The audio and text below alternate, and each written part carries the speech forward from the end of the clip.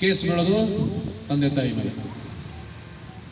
So ಯಾವುದೇ ಕಾರಣಕ್ಕೆ ಆ ಥರ ಮಾಡಕ್ಬಿಡ್ರಿ. ಯಾಕಂದ್ರೆ ಅದರಲ್ಲಿ IMB ಕೇಸಲ್ಲಿ ಹೆಂಗಿದೆ ಅಂದ್ರೆ, ಆ ಥರ ಏನಾರ ಕೇಸ್ ಬಿತ್ತಂದ್ರೆ ನೀವು ಗಾಡಿ ಮಾರಿ ಇನ್ನೊಂದು ಗಾಡಿ ತಗೊಂಡಷ್ಟು ಬಂದ್ರು ಅದ್ರ ಮೇಲೆ ಫೈನ್ ಕಟ್ಟಕ್ಕಾಗಲ್ಲ.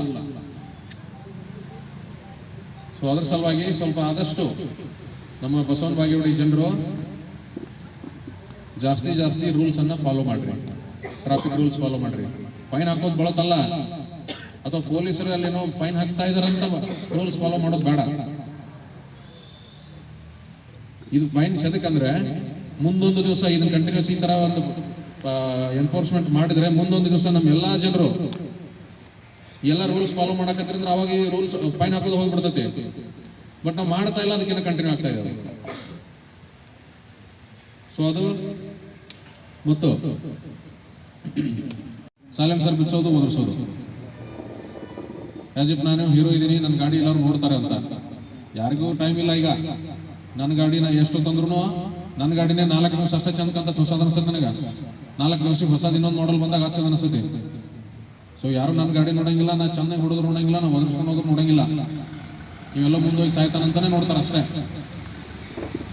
ಸೊ ಅದಕ್ಕೆ ಸ್ವಲ್ಪ ಗಾಡಿಗಳ ಮೇಲೆ ತಾವೆಲ್ಲರೂ ಅದನ್ನೊಂದು ಮಷೀನ್ ಅಂತ ಟ್ರೀಟ್ ಮಾಡಬೇಕು. ಮತ್ತು ನಿಮಗೆ ಒಂದು ಕೆಲಸ ಮಾಡ್ಲಿಕ್ಕೆ ಬರುವಂಥ ಸಾಧನ ಅದು. ನಿಮ್ಮನ್ನ ಎಲ್ಲಿಂದ ಎಲ್ಲಿಗೋ ಕರ್ಕೊಂಡು ಹೋಗ್ಲಿಕ್ಕೆ ಅದು ಯಾವುದೋ ಶೋಕಿ ಮಾಡಲಿಕ್ಕೋ ಅಥವಾ 2021 ಮತ್ತು 2022ರಲ್ಲಿ ಕೋವಿಡ್ ಬಂದಿತ್ತಲ್ಲ, ಅದರಲ್ಲಿ ಇಡೀ ನಮ್ಮ ದೇಶದಲ್ಲಿ ಸತ್ತವರ ಸಂಖ್ಯೆ ಒಂದು 4,04,00,000. ಬಟ್ ಪ್ರತಿ ವರ್ಷ ರೋಡ್ ಆಕ್ಸಿಡೆಂಟಲ್ಲಿ ಸಾಯ್ತಾ ಇರೋರು 1,60,000, 1,50,000. ಬಟ್ ಅದು ಯಾರಿಗೂ ನೋಟಿಸ್ ಆಗ್ತಾ ಇಲ್ಲ. ಕೋವಿಡ್ದಲ್ಲಿ ಅಷ್ಟು ಜನ ಸತ್ರು ಅಂತ ನಾವೆಲ್ಲರಿಗೂ ಮಾತಾಡ್ತೀವಿ. ಬಟ್ ಪ್ರತಿ ವರ್ಷ ಆಕ್ಸಿಡೆಂಟಲ್ಲಿ ಸಾಯ್ತಾ ಇದ್ದಾರೆ. ಅದರಲ್ಲೂ ಆಕ್ಸಿಡೆಂಟ್ ಮೇಜರ್ಲಿ ಇದರ ಸಲುವಾಗಿ ಸಾಯ್ತಾ ಇದ್ದಾರೆ. ಒಂದು, ಡ್ರಿಂಕ್ಸ್ ಮಾಡಿ ಡ್ರೈವ್ ಮಾಡೋದು. ನಾರ್ಮಲ್ ಆಗಿ ಒಂದು ನನ್ನ ಮಗ ನನ್ನ ಮಾತು ಕೇಳಂಗಿಲ್ಲ, ನಾವು ನಮ್ಮ ತಂದೆ ಮಾತು ಕೇಳಂಗಿಲ್ಲ ಅಂತಂದ್ರೆ ಅವನ ಮಷಿನ್ ನಮ್ಮ ಮಾತು ಕೇಳುತ್ತಾ? ಮತ್ತು ಹಂಗಿದ್ದಾಗ ಕುಡಿದು ಅನ್ಕಂಟ್ರೋಲ್ ಇದ್ರೆ ನಮ್ಮ ಮಾತು ಎಲ್ಲಿ ಕೇಳ್ತಕ್ಕದು? ಆಮೇಲೆ ಈ ಗಾಡಿಗಳು ಹೊಡೆಯೋರಲ್ಲಿ ಎಲ್ಲರೂ ಯೂಶುವಲಿ ಯಾರು ಮನೆಗೆ ಯಾರೋ ಕೆಲಸ ಮಾಡೋರೆ, ಮನೆಗೆ ಒಂದೇನೋ ಒಂದು ಆಸರೆ ಆಗಿರೋರೆ, ಅಂದ್ರೆ ಏನಾದ್ರು ತಂದು ಮನೆಗೆ ದುಡ್ದು ತಂದು ಹಾಕೋರೇನೆ, ಉಳಿದವ್ರು ಯಾರು ಮಾಡಲ್ಲ. ಸೊ ಮತ್ತೆ ಆ ರೀತಿ ಮಾಡುವವರೆಲ್ಲರೂ ರಸ್ತೆ ಅಪಘಾತದಲ್ಲಿ ಏನಾದ್ರು ಪ್ರಾಣ ಕಳೆದುಕೊಂಡ್ರೆ ಪೂರ್ತಿ ಮನೆ ಅನಾಥ ಆಗಿಬಿಡುತ್ತೆ. ಎರಡನೇದು, ಹುಡುಗರು ನಮ್ಮ ಮನೆಯಲ್ಲಿ ಮನೆಯ ಮೊದಲ ಪಾಠಶಾಲೆ. ನಾವು ಮಕ್ಕಳಿಗೆ ಏನು ಕಲಿಸ್ತೀವಿ ಅದನ್ನು ಕಲಿತಾರ ಅವರು. ಟೀಚರ್ ಕಲಿಸ್ತಾರೋ ಅದು ಸ್ಕೂಲಲ್ಲಿರೋ ಅಕಾಡೆಮಿಕ್ಸು. ಬಟ್ ನೀತಿ ಪಾಠ, ರೂಲ್ಸ್ ಫಾಲೋ ಮಾಡೋದು ಇದೆಲ್ಲ ಪ್ರತಿಯೊಂದು ಯಾರು ಕಲಿಸ್ಕೊಡ್ಬೇಕು? ಮನೆಗೆ ತಂದೆ ತಾಯಿಗಳು ಕಲಿಸ್ಕೊಡ್ಬೇಕು. ನಾನೇ ಮೊದಲು ಅದನ್ನೆಲ್ಲ ಮಾಡಿದೆ ಅಂದರೆ ನನ್ನ ಮಕ್ಕಳಿಂದ ಕಲಿತಾರೆ. ಕೆಲವೊಂದು ಸಲ ನೀವು ಗಾಡಿಗಳನ್ನ ಲೈಸೆನ್ಸ್ ಇರಲ್ಲ, DL ಇರಲ್ಲ, ಏನೂ ಇರಲ್ಲ, ಅಂಥದ್ದೆಲ್ಲ ಯೂಸ್ ಮಾಡ್ತೀರಿ. ಕೆಲವೊಂದು ಸಲ ಇನ್ನೊಂದು ಹೇಳ್ತೀನಿ, ಅದೊಂದು ಈಗ ನಮ್ಮಲ್ಲಿ ಒಂದು 2-3 ಆ ಥರ ಕೇಸ್ಗಳಾಗಿದ್ದಾವೆ. ಏನಾರೆ ನೀವು ಯಾರ್ದಾರೆ ಗಾಡಿ ತಗೊಂತಾ ಇದ್ದೀರಿ ಸೆಕೆಂಡ್ ಹ್ಯಾಂಡ್, ನೀವು ಆ ಗಾಡಿ ಸೆಕೆಂಡ್ ಹ್ಯಾಂಡ್ ತಗೊಂಡಾಗ ತೊಂದರೆ ಇಲ್ಲ. ಬಟ್ ನೀವು ಯಾರಿಗಾರ ಮಾರಿದ್ರಂದ್ರೆ ಆ ಪೇಪರ್ಸ್ ಅವನ ಹತ್ರ ಹೋಗಿ ರಿಜಿಸ್ಟ್ರೇಷನ್ ಅವನ ಹೆಸರಲ್ಲಿ ಆಗೋ ತನಕ ಆ ಗಾಡಿ ಏನಿದೆ ಅದರಿಂದ ಏನಾರ ಆಯ್ತಂದ್ರೆ ಅದು ನಿನ್ನ ಮೇಲೆ ಬರ್ತದೆ. ಯಾಕಂದ್ರೆ ಅವ ಓನರ್ಶಿಪ್ ತಗೊಳ್ಳೋ ತನಕ ಆ ಗಾಡಿ ಓನರ್ ನೀನು. ಅವ ಏನಾರ ಅದ್ರಾಗ ಎಲ್ಲೋ ಹೋಗಿ ಕಳ್ತನ ಮಾಡಿದ, ಎಲ್ಲೋ ಹೋಗಿ ಏನೋ ಮಾಡಿದ, ಯಾವುದೋ ಕೇಸಲ್ಲಿ ಸಿಕ್ಕೊಂಡಂದ್ರೂ ನೀವು ಯಾರಿರ್ತಿರಲ್ಲ ನಿಜವಾದ ಓನರು ನಿಮ್ಮ ಮೇಲೆ ಬರ್ತದೆ. ಅದೇ ರೀತಿ ತಗೊಂಡಾಗೂ ಸಹ ಇನ್ ಕೇಸ್ ಏನಾರು ಕೆಲವೊಂದ್ಸಲ ಮಾಡ್ತಾರೆ. ಮೇಜರ್ ಕನ್ಸರ್ನ್ಸ್ ಇತ್ತೀಚಿನ ಕಾಲದಲ್ಲಿ ಮೇಜರ್ ಕನ್ಸರ್ನ್ಸ್ ಇದೆ.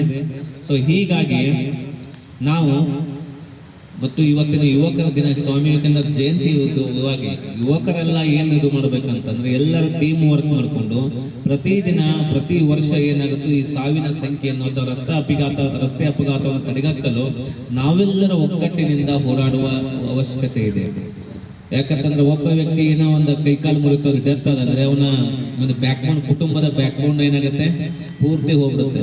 ಸೊ ಅದನ್ನೆಲ್ಲ ನೋಡ್ತಾ ಇದ್ದೇವೆ. ನೀವೆಲ್ಲ ಹಾಸ್ಪಿಟ್ಲಲ್ಲಿ ಮಾರ್ಚರಿ ರೂಮಲ್ಲಿ ನೋಡಕ್ಕೆ ಎಲ್ಲ ಫ್ಯಾಮಿಲಿ ಕುತ್ಕೊಂಡು ಅಳುವುದೆಲ್ಲ ನೋಡ್ತಾ ಇದ್ದಾರೆ.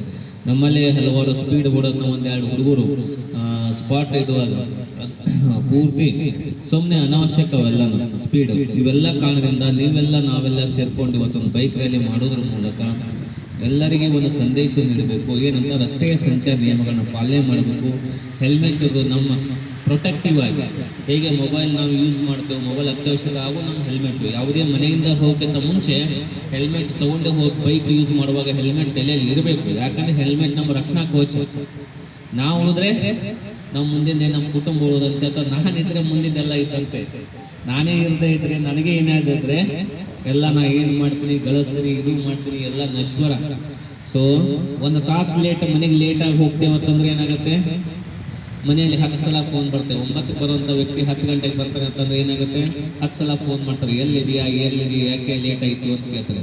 ಸೊ ಪರ್ಮನೆಂಟ್ ನೀವು ಇಲ್ಲ ಅಂತಂದರೆ ಯಾಕೆ ಇದು ಮೇಜರ್ ಯಾಕಂದರೆ ಸಾವಿನ ಸಂಖ್ಯೆ ಜಾಸ್ತಿ ಆಗೋದೇ ಹೆಡ್ ಇಂಜುರಿಂದ.